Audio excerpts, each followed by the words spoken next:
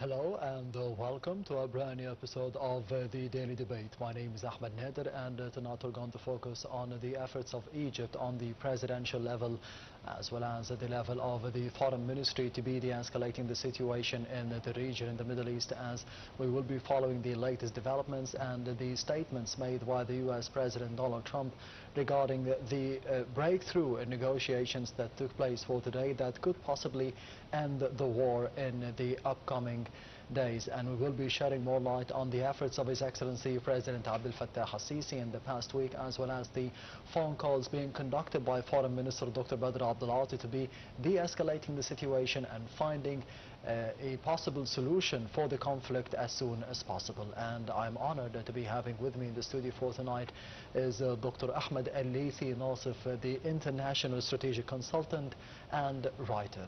Thank you very much for being with us. You're most welcome. Anytime. First of all, we'll be starting straight away with the main top stories for today, and they come first of all with the President Abdel Fattah al-Sisi and the activities of His Excellency for today, as President al-Sisi on Monday reiterated the Egyptian support to the security and the sovereignty of the Arab states and its rejection to any attempts threatening their stability under any pretext.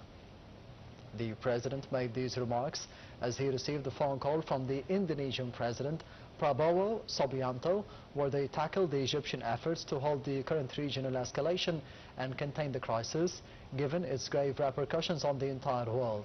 The Indonesian expressed appreciation to the Egyptian efforts for regaining regional stability, noting that this country is keen on holding continuous coordination with the Egyptian state and enhancing the peace and stability on the regional and the international levels.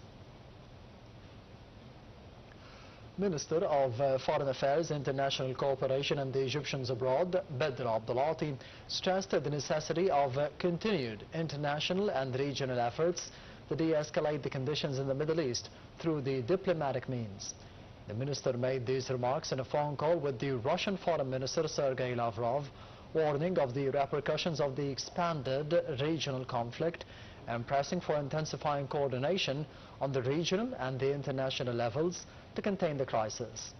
On Gaza, Abdulati reiterated the Egyptian support for the Palestinian cause, calling for the quick empowerment of the National Committee governing Gaza, being a key step towards the transition into the post-war transitional period.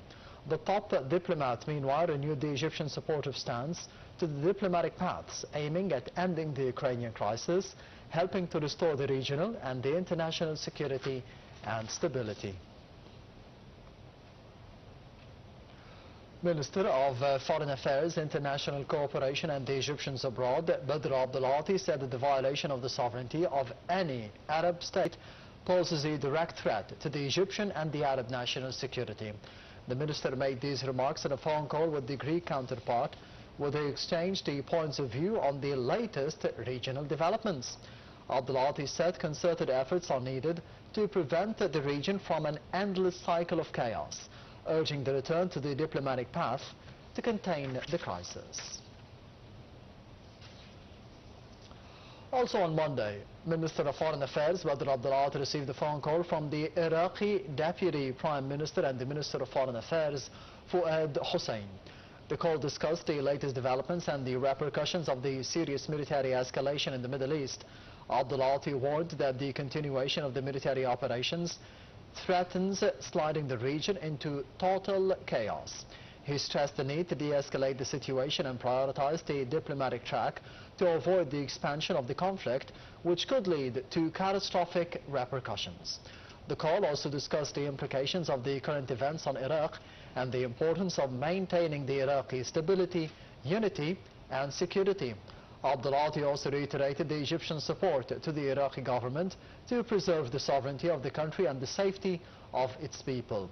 Both sides discussed the upcoming regular Arab League meeting, due to be held virtually on the level of the foreign ministers on March the 29th. And Egypt said that it is closely watching the accelerating developments in the Middle East over the past weeks. A foreign ministry statement renewed the Egyptian condemnation to any attacks on the Gulf brothers in Jordan and its absolute rejection to any threat to their security and sovereignty. The statement also warned against the grave repercussions of the current escalation, whether on the region's security and stability or on the global economy. In this regard, Egypt said that it holds regular contact with all the concerned parties to halt this escalation to prevent the region from sliding into a state of comprehensive chaos.